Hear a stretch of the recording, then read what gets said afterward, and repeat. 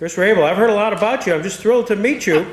And you know, your biggest fan is Len Falk. The guy has sent me reams of information about you. You and Pat were here from as I recall, 1957? 57 to 62. 62. Yes. And during that time period, you had a radio program called Let's Think Together. And also, you wrote often in the Unitarian Church newsletter and entitled those articles Only in Jamestown.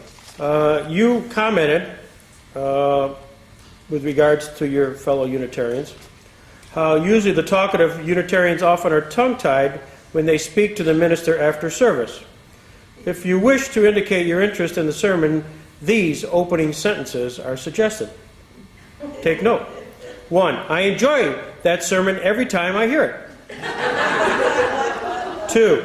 I know how busy you've been with other things this week. 3. I hope there were no visitors here this morning. 4. I suppose that was a good sermon. I couldn't hear a word you said. 5. I can't remember what it was, but something you said was very profound. 6. Didn't I read that sermon in last month's Unitarian Register? 7. That was most interesting. Of course, I know you don't really mean it. 8. I'm sorry you're not feeling well. 9. I wish you wouldn't preach about religion. 10, in the drum roll, as I always said, preaching is not a minister's most important job. Did you mean all of this? Actually, one or two of those things actually were said to me. Really? Or virtually that. But it is true that it's funny, people have funny ways of trying to express appreciation. And sometimes it comes out almost the reverse of what they think they were trying to say. So, This was inspired while you were head of this congregation. While I was minister of this congregation, in our Unitarian polity, the minister is not the head. Oh, okay. Maybe the feet or the hands, but not the head. I need to be educated. I'm going to ask you to read something. Frankly, I was hoping you would have a chance to actually take a picture here. But on March 7th, 1961, you wrote something which I remember. I don't remember this piece, but I remember the reason you wrote this. And you have a chance for a little inflection throughout this piece. And for those who are, actually this is 50 years ago. For the camera, for history, and that's what we're here for at the Jackson Center. This is really history. We may get to 1812, but March 7th. Oh my goodness.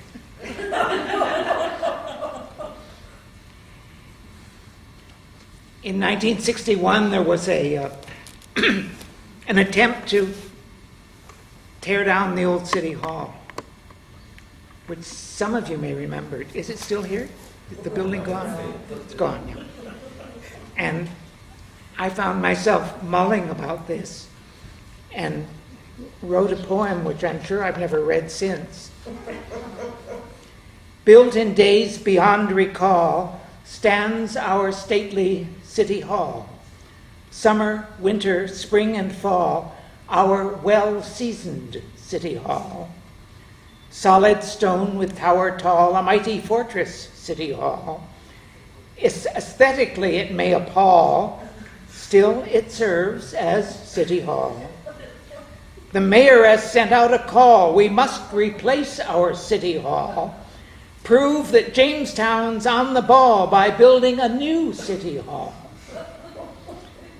The papers challenged each to scrawl in letters thoughts on City Hall. Opinions came from great and small on relocating City Hall. One old-timer said with a draw, Jamestown needs no City Hall. We'll just the old one overhaul. There's years yet left in City Hall. Mamma mia, oh what gall, 4 million for a City Hall. Rob St. Peter to pay St. Paul. We can't afford a City Hall. Defeatism opponents brawl. A shameful relic, City Hall. See the cracks on every wall? We must rebuild our City Hall.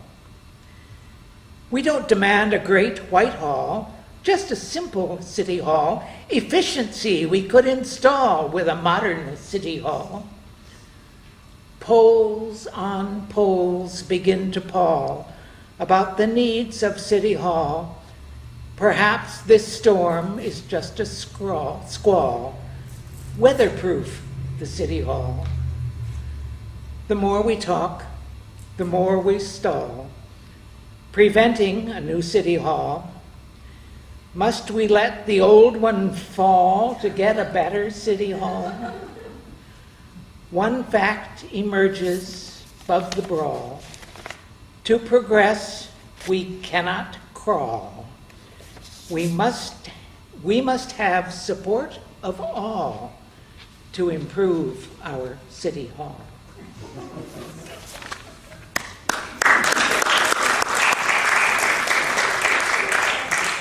I can't believe I have literally not read that for 60, whatever it is, how many years. Thank you. Thank you. I guess, yeah, eventually we will get to 1812. Well, we're heading in the right direction. We're heading in the right direction. I'm going to give to you a book, Robert Jackson.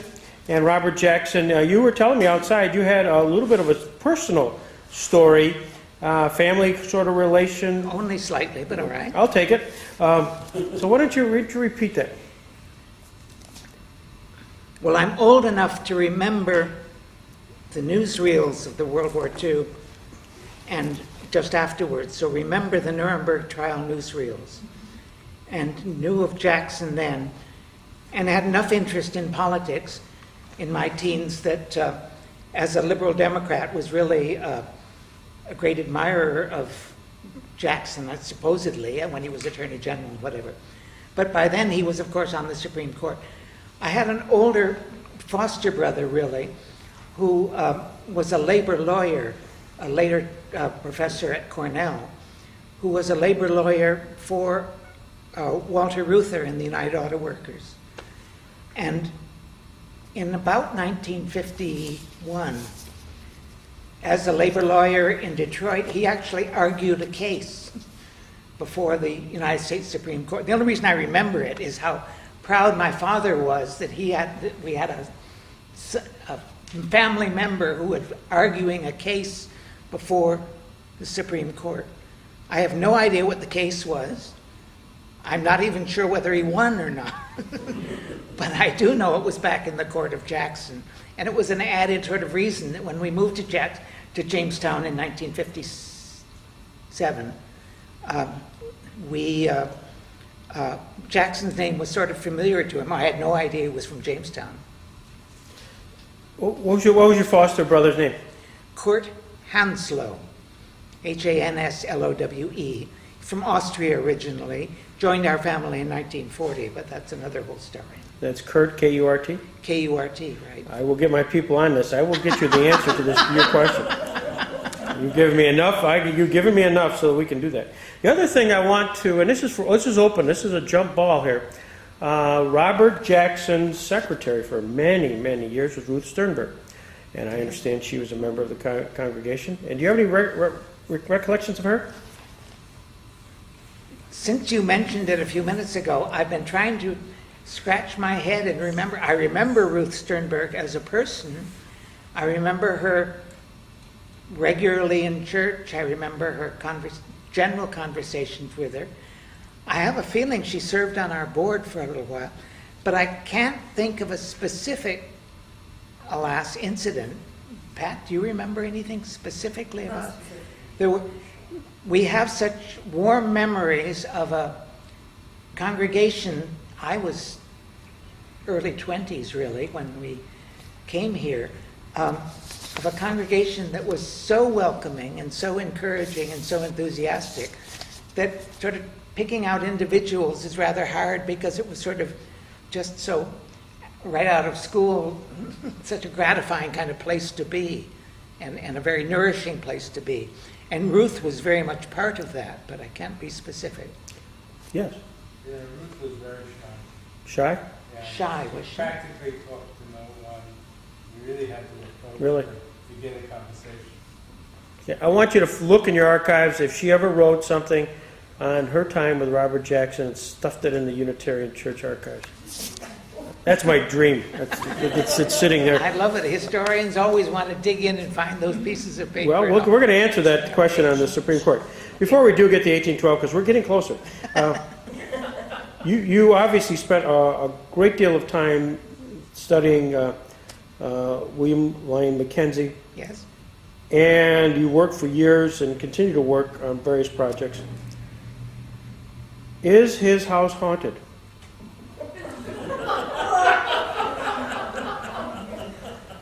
Depends what you mean by haunted, I guess. Okay, Clinton. The reason the question is I worked at a historic house in Toronto, the last home of William Lyon Mackenzie.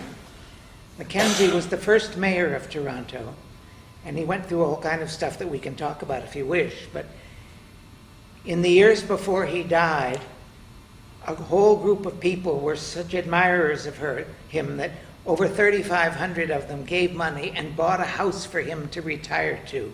He was in hard straits financially. And he died there in 1861. The house went through various phases, as houses do, but it became ultimately a private and then a public museum dedicated to Mackenzie and to that period of Canadian history, a Victorian townhouse in the middle of Toronto, and worth going there if you ever go to town. Almost by accident, I became a staff person at Mackenzie House, and I soon discovered that visitors walking in the door, the most common question was, is this house really haunted? And back then we were instructed to try to pass off the question because we were talking about William Lyon Mackenzie and he was mayor and about the rebellion, and we were talking about Victorian living and how the parlor was laid out this way and the kitchen had this lovely stove and what children would have been doing and all of this. We didn't want to talk about ghosts of Mackenzie. But I discovered that I couldn't leave this. It was obviously part of the history of the house to have a ghost. So I decided I was going to try to find out where did these ghost stories come from. And it turned out Mackenzie died in 1861. For 100 years, there were no ghosts in the house that anybody could document, report on, or anything. But in 1960, the house, then a private museum, was in very deep financial straits. Nobody was coming to see this musty old house. And suddenly they discovered a ghost. And for 4 days, the Toronto Telegram, which thankfully no longer exists, had front page stories about a supposed haunting of Mackenzie House and a painting of Mackenzie's whose eyes watched you wherever you went, a printing press that could be heard to, which there was a printing press, which could be heard to work at night, various other ghost-like stories. And I collected these, find out where they came from and so on, and finally ended up writing the first published article I ever did on Mackenzie was about the haunting of Mackenzie House, and how behind all these stories there was just a fraction of truth, not about ghosts, but about Mackenzie House. In other words, there was a printing press in the house. Mackenzie was a newspaper man. Mackenzie did indeed own a press, but he never worked it, plus the fact that the printing press in the house couldn't print, and if it had, the noise that you make on a flat-bottom press was a different noise than the one reported that a ghost was supposedly made. So where did this noise come from? It turned out it was probably the automatic flushing of a more modern house next door that had a men's urinal that flushed on it. And that was probably the noise. So there were things like this. There were stories of Mackenzie having a frock coat. and being seen on the stairway. Well, I don't know whether he was seen, but it is true that Mackenzie did have a frock coat. And how do we know? We found the record where he owed a bill for a couple of years for an unpaid frock coat. But the final just bit, if I can tell it, in the garden at Mackenzie House, there is a plaque on the wall that honors the 1837 rebellion. The plaque is put up in the 1930s. Under the plaque, there is a statement about who these people were in the 1837 rebellion. And this plaque statement, I wondered where it came from, and it turns out that Mackenzie's grandson became Prime Minister of Canada, William Lyon Mackenzie King. And those of you who are old enough may know that Mackenzie King was Prime Minister of Canada from the 1920s through to the 1950s. And when this plaque was put up, Mackenzie King wrote the inscription. And where did he write it? Mackenzie King privately believed in spiritualism. Ooh. And his diaries show that he had conversations, he thought, with spirits. And according to his diaries, the inscription was in effect dictated to him by his grandfather, William Lyon Mackenzie. So although there is no ghost at Mackenzie House, out in the garden there is a plaque with an inscription that was literally ghost written. Love it. That's a great story. Len Falk said our title is Americans and Canadians in Battle Along the Border, 1812, 1814, and 1837, 1838. And then he said, A? I don't know why he put that in. I then had to run a little bit to get myself up to speed about War of 1812, because in the back of my mind, all I really keep hearing is this. There's Johnny Horton, who was a very popular singer at the time, and it is a song, because in 1814, I took a little trip along with Colonel Jackson down the mighty Mississippi, took a little bacon, took a little beans, and I fought the mighty British in the town of New Orleans. And then it goes on from there. Then you think Star Spangled Banner in Baltimore. Down in Erie, Pennsylvania, Oliver Hazard Perry, we have met the enemy and they are ours.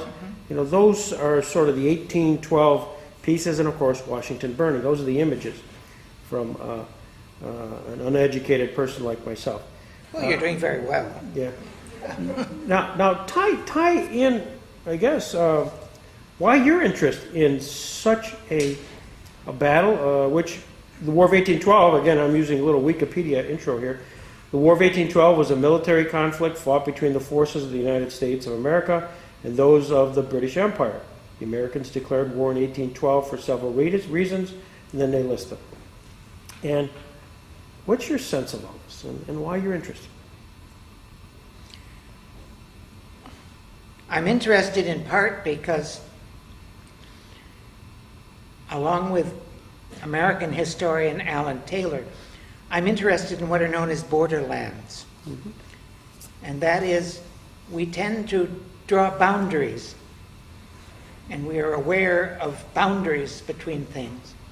But there are borderlands that are near boundaries that have a kind of common identity despite the boundary. And there are borderlands, for example, along the southern border of the U.S. with Mexico, and lots of cross-border action. And we certainly know, those of us who are in Western New York, know that there are associations with Ontario that are somehow closer in some ways than those with New Orleans or even Washington. So I'm interested in borderlands, partly because as a person, that's where I've been. I was educated in England, but we lived here. We ended up living in Canada, and I am we're both dual citizens now, so both Americans and Canadian. That's part of it. The other part of it is, except when there's a bicentennial coming up, Americans never think much about the War of 1812. When they think about it at all, they think they must have won it. And when they think about winning it, they think, as your song says, of Jackson's battle, when he did indeed lead in defeat of the British who were attempting to invade New Orleans. Now, the fact this battle happened 3 weeks after the war was over is irrelevant, because it was indeed, nobody knew that the war was over. They'd already had the peace treaty. But more importantly, Americans look at the War of 1812, if they look at it at all, as a reaffirmation of American sovereignty, as an affirmation that the U.S. is independent. It's even been called the Second War of Independence. That it was to keep the British from not allowing American ships to trade anywhere they want to keep the British from impressing sailors who the British said were British subjects because they'd been born in Britain, and Americans said they were Americans because they'd renounced their citizenship. To keep the British from assisting and arming what we used to call Indians in the West, and whereas Americans thought they ought to be able to spread westward anytime they wanted to. In effect, British restricting American sovereignty. And they saw the war as a fight over that. The British, on the other hand, when they think about the War of 1812, and they don't think of it very often, when they do, they see it as purely an adjunct of the Napoleonic Wars. Here's Napoleon trying with his armies to conquer Europe and conquer the world. Britain wanting to protect its empire, Canada part of that empire, Canada providing naval stores, Canada providing wheat, Canada part of the empire, Canada more recently partly from France, and they wanted to keep any French from coming. But the British, in effect, wanted to defend Canada, but with a minimal number of forces that they had to. Canadians, on the other hand, when they think about the War of 1812, and surprisingly, they think about it a lot, think about it as the time we Canadians, almost became American. That as soon as the War of 1812 started, what happened? Americans invaded Canada. And from the Canadian point of view, this invasion was an attempt to occupy Canada, to take over Canada, and probably never leave. And so the War of 1812 was fought from a Canadian point of view, granted that most of the battles were between British regular troops and American regular troops. The war, in many ways, as Alan Taylor says, was a civil war, because on both sides of the war there were Americans. Most of the settlers in Upper Canada at the time of the War of 1812 were Americans. On both sides of the war there were British subjects, because there were a lot of Brits that had come to the U.S. On both sides of the war there were a lot of Irish, because both the recruits into the British army and the volunteers into the American army were Irish, often related to each other, fighting each other. And there were also Indian tribes on both sides fighting each other. So it was a civil war. And from a Canadian point of view, the war was settled, and as you may know, the settlement was no settlement at all. The settlement was status quo ante bellum, a lawyer's phrase, obviously, just as it was before the war. Nothing settled. And the Americans thought we won, and the British thought we won, and the Canadians thought we won because we're not American now. And we might have been that way. But in response to this, Canada had to assert more strongly its British connection. so that it was, for Canada's point of view, a war of dependence, an affirmation that Upper Canada, now Ontario, was a British colony, not a state, that its government was imposed from Britain rather than elected by its members. And that whole dependent colonial relationship took another 150 years to finally shake off. But it began partly with arguments about the War of 1812. And I got interested in it, partly because as a borderline person, but partly because of Mackenzie we were talking about. Mm-hmm. And just to finish off with that bit, Mackenzie was a Scot who didn't even come to Canada till 1820. But one of the first things he did as a merchant was to take a trip to New York to establish some commercial relations. And he discovered a thriving state, and he began to contrast the economics of New York in the 1820s with Upper Canada in the 1820s. And he started a newspaper and said, why can't we be more like those Americans? And the Canadian response to this was, you're disloyal. You're not being British. You're tainted by democratic notions and Republican ideals, and these are foreign to us. And Mackenzie discovered that there was a strange ambivalence in Canada, both adoring what happens in the U.S. and abhorring what happens in the U.S., and never quite being able to make up their minds about it. And that was true of Mackenzie himself. And that theme continues on through. And that's partly how I got interested in Mackenzie, because of his own, although he'd never been in the U.S., when the rebellion failed, he escaped to the U.S. and lived here 10 years. So that's long answer, sorry. But you said the British felt they won, the United States felt they won. Yep. Canadians certainly felt they won because they didn't lose. That's right. And the real losers in all this was probably the Indians. Absolutely. The real losers were the native peoples who were used by both sides, abused by both sides, given promises by both sides, and ultimately either neglected or rejected or virtually exterminated, supposedly by both sides.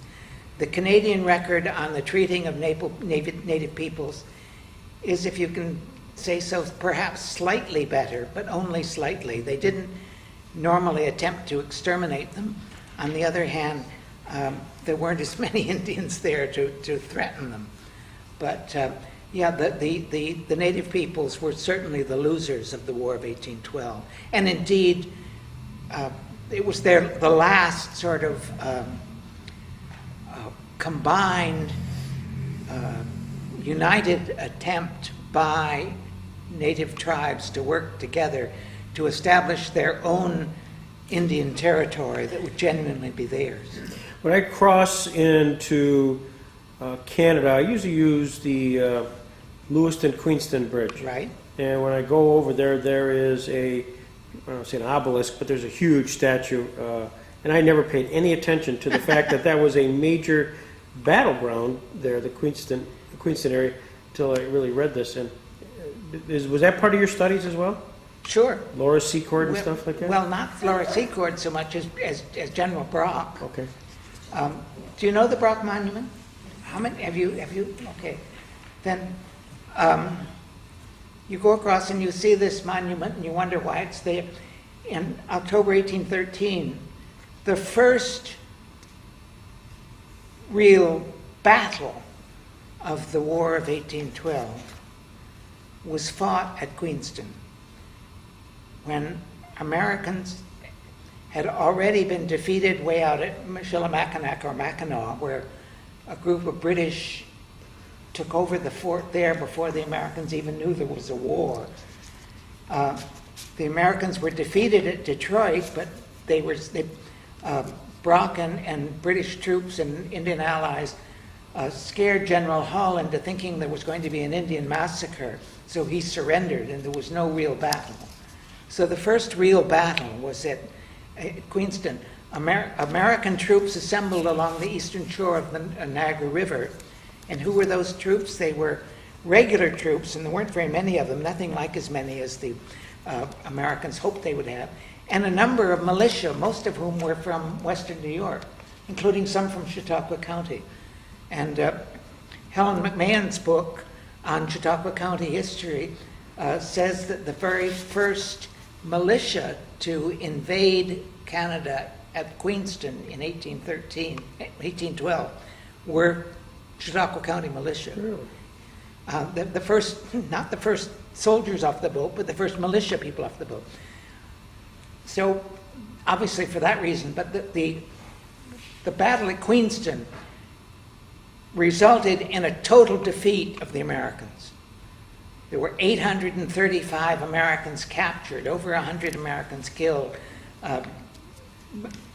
several hundred Americans wounded, and the British figures are fractions of that.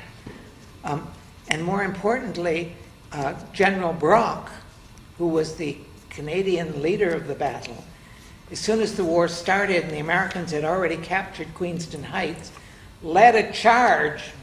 The captain should have done it, but a general led a charge up the hill and easily spotted with his red coat and his cocked hat. An American sharpshooter picked him off and he was killed. And in his death, he became a martyr. Mm-hmm. And a martyr like General Wolfe at Quebec 53 years earlier. But more than that, immediately the British rallied, General Scaife took over, the Indians rallied, and the Americans were ultimately totally defeated at Queenston. It was the first real loss. And most of those invasions of Canada by Americans were lost. So in the 1820s, the Canadians put up this huge monument to Brock. But the monument you see is not the original Brock monument. Do you know about that? No. Well, why would they put up another one? Because in 1840, a 135-foot tower on Good Friday in April of 1840, the tower was bombed by a terrorist. Immediately the accusations were made, American barbarians. Turned out the terrorist bombing of the Brock Monument, it split the monument, the length of it shattered the dome, but it still stood. Was done by a man by the name of Benjamin Lett, who was a Canadian and who was Irish born. And it was the last futile act of a Canadian to protest British domination. So 10 years later, there was a rallying around this, we can't allow this anymore. And they had a new monument that was 180-something feet with a statue of Brock on top of it. And it's his tomb. So if you enter Canada by the Lewiston Queenston Bridge, stop off at the park there and have a look at this monument. And it was built up on the hill. Why? Because not only could it be seen there around Canada, it could be seen across the river by those Yankees. It was built as an act of defiance, saying, look what happened when you crossed the border. Cross again if you dare. And there was never an invasion from there, but there were other invasions, and most of them from into Canada were, yes. Have they ever gone in and redone that? The last time I was there was scaffolding, and you couldn't really get real close to it. Are they redoing it? Well, like most monuments, they get neglected because it's an easy way not to spend money. And then somebody says, we've got to do something about this, and they rally around and do it. Yes, it has been permanently redone. I'm not sure whether you're allowed in anymore. I don't think so. We did climb it, did we not, Pat? Oh, About we did. 10 years ago, maybe. So we have climbed the Brock Monument. We've climbed the Bunker Hill Monument, just to make you feel better. Yeah, it's certainly now looked after very well, yes. Indeed, at Niagara Falls, in general, the Canadian side is better looked after than the American side, as I think most of you will admit if you've been over there. What was the reaction back in Chautauqua County? Here's some of their natives sons were involved in this invasion of sorts, and I assume there were some casualties in 1812? 1812, yeah. Do you get any sense of what Chautauqua County how their reaction was to this? We were a pretty young county at the time. They were. I don't really know. I think you'd probably have to ask the county historian. I spoke today at a group of historians from Western New York State, and some of them were telling me stories about individual letters they had in Livingston County or near Batavia or wherever, of people who had been in the war or were in the war, who were writing home in dismay at what happened in Queenston or so on. Whether such records exist for Chautauqua County, I don't know, but they may well. You're right, it was a very young county, so the numbers that were recruited for the militia then, I don't know either. But the histories of Chautauqua County might tell you that. I'm from the Chautauqua County Historical Society, and we're putting together a list of the militia individuals right now to get ready for next year, so we'll have that ready. Any kind of notion of numbers? I'm not working on that project. Okay, fine. The militia training ground for this area for Chautauqua County was actually in what's now Westfield. It was actually right behind my house in what's now Raible, over in what was called the Crossroads, because Westfield didn't exist then. But the militia training ground was right there, on the corner, behind the corner of Gale and West Main. Yeah. One of the interesting things about the militia with the War of 1812 is that at Queenston, when the militia, some of them I said from Chautauqua County, helped lead the force, when the bodies and wounded soldiers began to come back to Lewiston, a number of the New York militia who had not yet crossed suddenly remembered their constitutional duties, which meant that as a member of the militia, they were sworn to defend New York State, but they were not sworn to invade a foreign country. And they said, we will not cross the border. We didn't sign up to do that.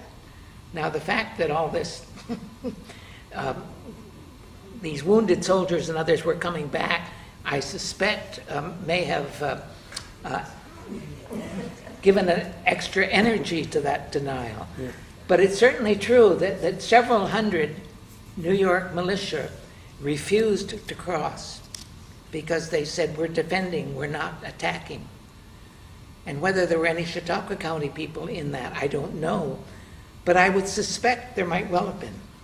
I can tell one of the things that happened with the militia, the Chautauqua militia was sent to Buffalo to support the regular troops when the British attacked and burned down Buffalo. Yeah, in 1813. In 1813, right. Yeah. And part of that force was Major William Prendergast, the brother of James Prendergast. And in the battle, one of the things that reported on was that this Major Prendergast, he came out of it unwounded, but there were holes through his hat where bullets missed.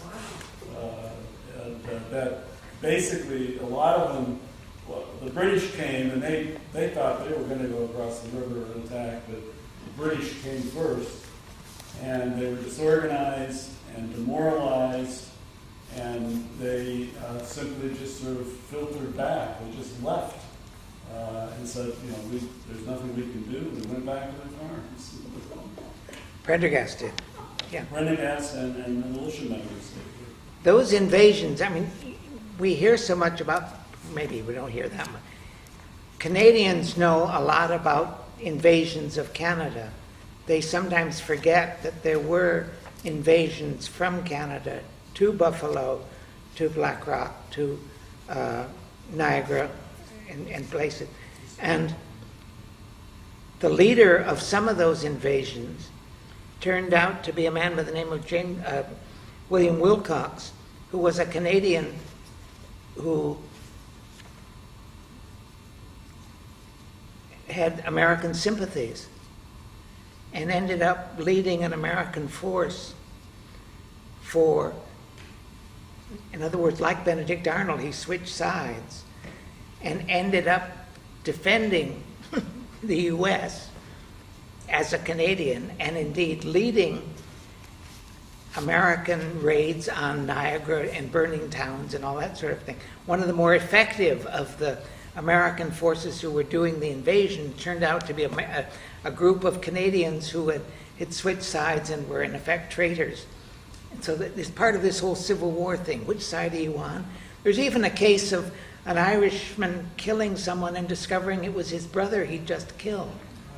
And one was an American, and I don't know which it was, whether it was I don't know from the story, and it may be apocryphal, but it certainly could have happened that people were fighting each other and discovering that the issues were not their own. Talk about Canadian invasion of the United States, and specifically New York State. Where does General Prevost? Yeah, Provost. Where does he fit in all this? He was the commander of all the British forces, if I remember correctly. His role, he was in Montreal. If you think of a map of Canada, you think of British forces, they were supplied largely from Britain. And to supply them meant the St. Lawrence River and the lakes. And the obvious, from a British military point of view, the obvious way for the Americans to attack Canada would have been to go up and attack Montreal and then Quebec.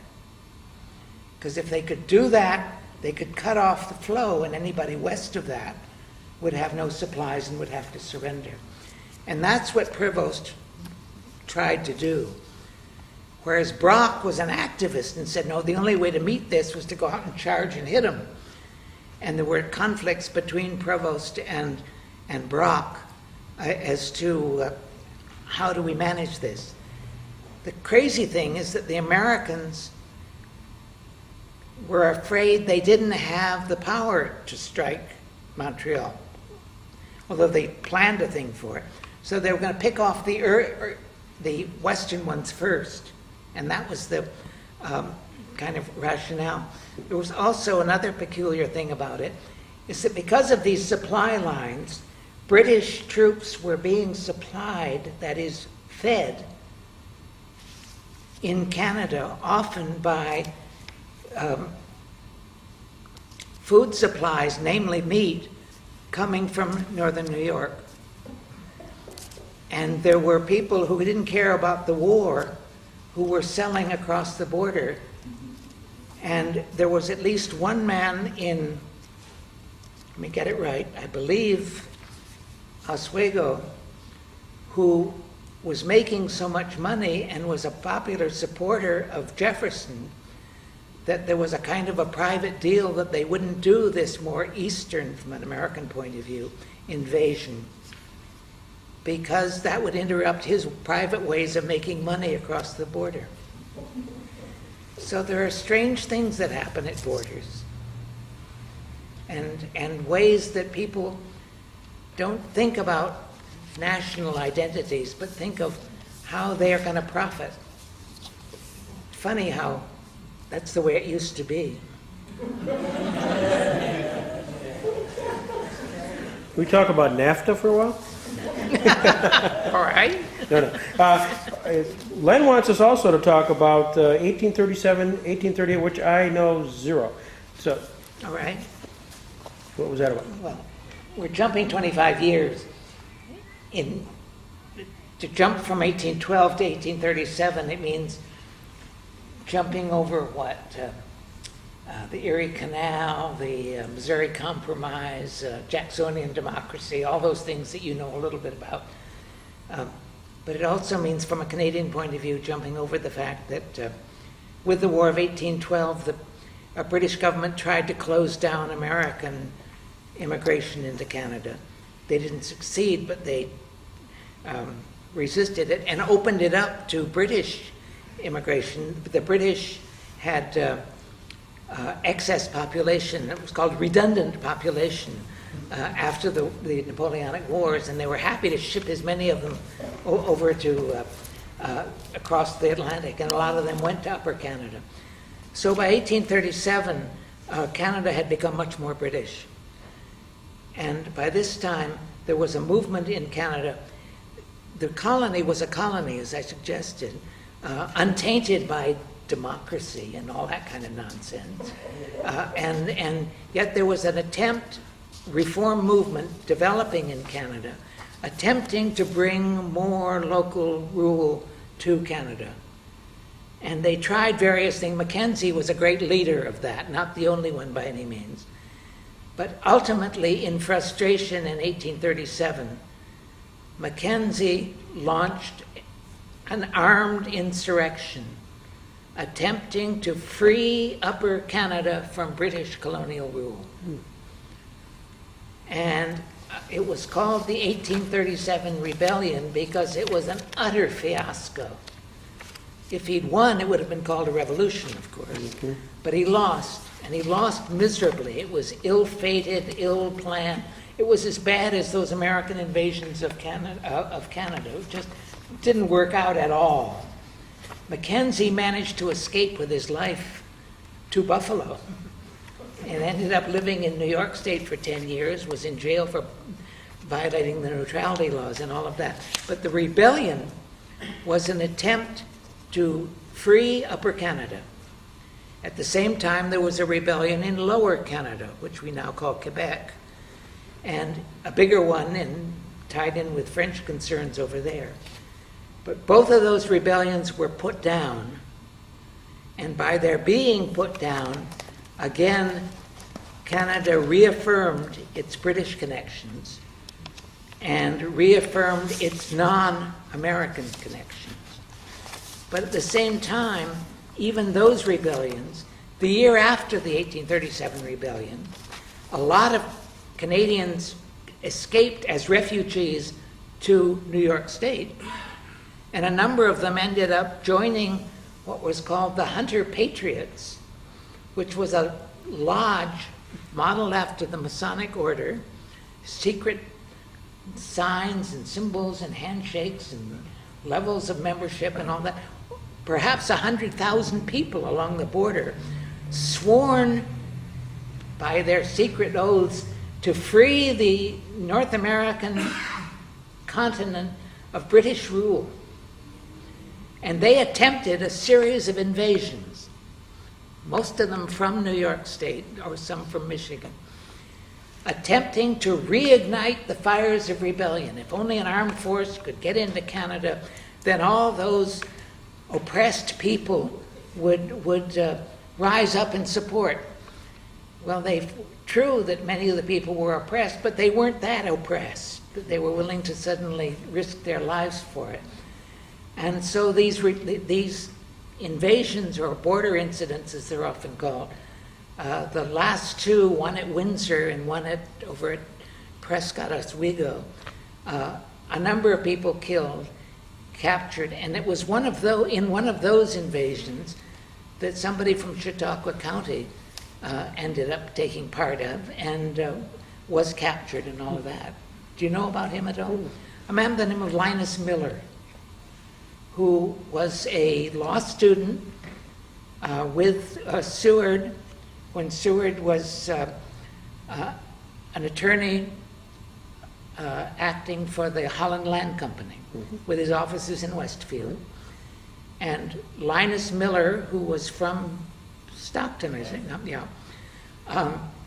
was a law student, joined a hunter's lodge, joined a group that crossed over into Canada in June of 1838 in an area right near Niagara Falls and all, called the Short Hills, and was there for a couple of weeks attempting to arouse local support. Ultimately, they were all captured. Their leader, James Monroe, was hanged.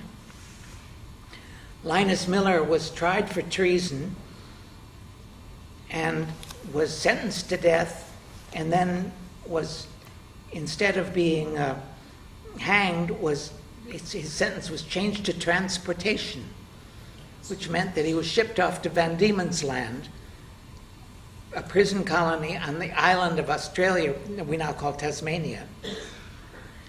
Interesting thing for a legal point of view internationally, because these Americans in Canada were arrested and tried and convicted of treason when they weren't Canadian British subjects.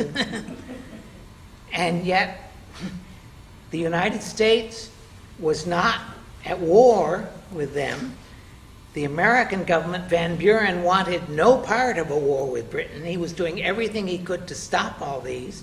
He sent, what's his name, Winfield Scott, who was then practically the top general of the American Army, up to try to quash it all. And so these men were kind of in limbo, because they were arrested by the British, some of them hanged, but a lot of them shipped off to Van Diemen's Land. And the Americans wanted no part of them, and the British obviously didn't want them, and they were stuck there. And Linus Miller was one of about 90 of them who, after 4 or 5 years there, ultimately received a pardon and made it home. And matter of fact, most of them made it home, but not all of them. And when he got home, he wrote a book called Notes of an Exile from Van Diemen's Land, published in Westfield in Fredonia in 1846. Okay. And it tells his story, except that it doesn't tell it all, and except that it tells it in a highly political way, as people tend to write their memoirs. But there were 7 different Americans that wrote their tales it's a passionate feeling of, this American ideology is what we were fighting for because of those poor, neglected Canadians, and if only we could take them democracy. In those days, people used to think that way. So the ideology that somehow we had a mission to spread around the world was very much part of the ideology of some of those poor souls that were conned into invading. On the other hand, some of those patriots were not patriots at all, but pirates who were after anything they could grab, including some land and maybe staying there. So this is something you wrote. I want you to read this to kind of draw closer to the formal aspect of this. Do I have to? Sure. They'll appreciate it. Well, as a minister, every part of my life is hymns. And not in Jamestown, but shortly thereafter, I got into the habit of writing hymn parodies. The hymns would get stuck, and the only one that if I'm known for anything 50 years from now, I'll be known for, is this parody to the tune of Holy, Holy, Holy, that is entitled Coffee, Coffee, Coffee. And I won't sing it. Yeah. But it goes, coffee, coffee, coffee, praise the strength of coffee. Early in the morn we rise with thoughts of only thee.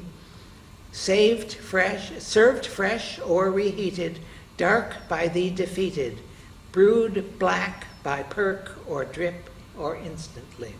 And if you know the tune, holy, holy, holy, you can imagine this. And it goes on, though else we scoff, we come to church for coffee. If we're late to congregate, we come in time for thee. Coffee, our one ritual, drinking it habitual, brewed black by perk or drip or instantly. Coffee, the communion of our uni-union, symbol of our sacred ground, our one necessity. Feel the holy power at our coffee hour, brewed black by perk or drip or instantly.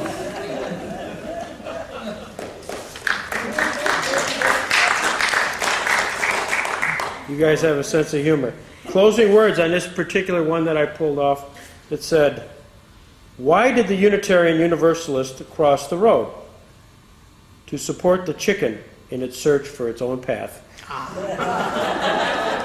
That's very nice. I don't remember hearing that one before.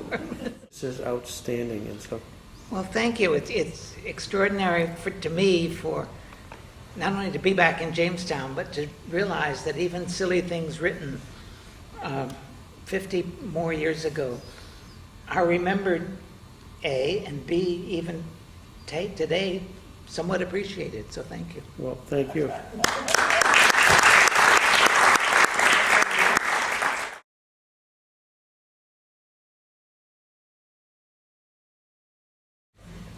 I'm reminded of a experience I once had where it was a crowded room and someone at the back stood up and said, "I can't hear you, Reverend." And someone in the front stood up and said, "I can hear him perfectly. I'll change places with you."